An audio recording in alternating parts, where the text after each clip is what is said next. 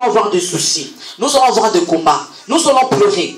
Mais cela ne va pas dire qu'il faut rester assis. Il y a un moment, il faut se lever. Il y a un moment, il faut prendre une décision dans la vie que ça suffit. Cette situation doit s'arrêter. Il faut que je me lève, il faut que je fasse quelque chose parce que je veux que ma situation puisse changer. Et Anne a fait la même chose.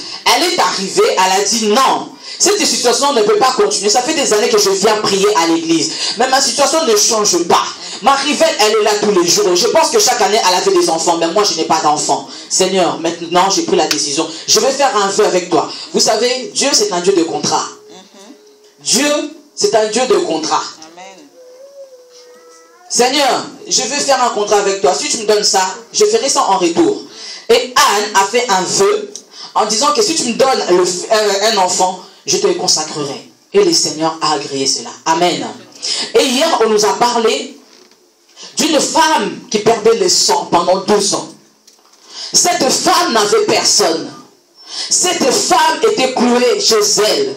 Cette femme, elle était rejetée de tout le monde, même de sa propre famille. Bien-aimée, quelle souffrance pendant 12 ans. Dans ton coin.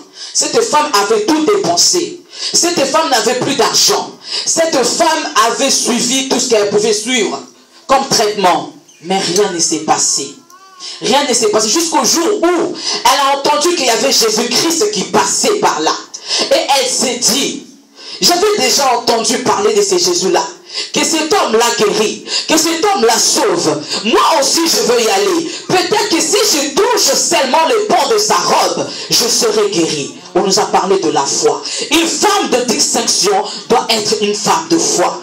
Une femme de distinction doit être une femme de foi. Cessons de nous lamenter. Cessons de pleurer. Cessons de dire pourquoi. Poser des questions à Dieu, le pourquoi ne changera pas ta situation. Cette femme a pris aussi la décision de sortir de chez elle.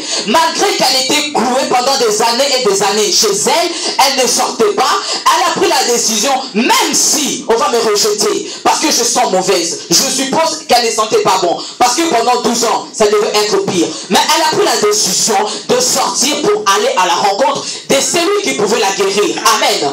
Et nous voyons aussi que cette femme, elle avait tellement cette soif-là. Cette femme avait tellement la foi. Quand elle est allée, elle a touché les pans de la robe du Seigneur Jésus-Christ. Et le Seigneur, la Bible nous dit qu'il a senti une puissance sortir de lui. Et la Bible nous dit qu'au même moment, la femme était guérie, le sang s'arrêta. Cela n'a pas pris de jours. Cela n'a pas pris des minutes. Cela n'a pas pris des secondes. La Bible nous dit que sur les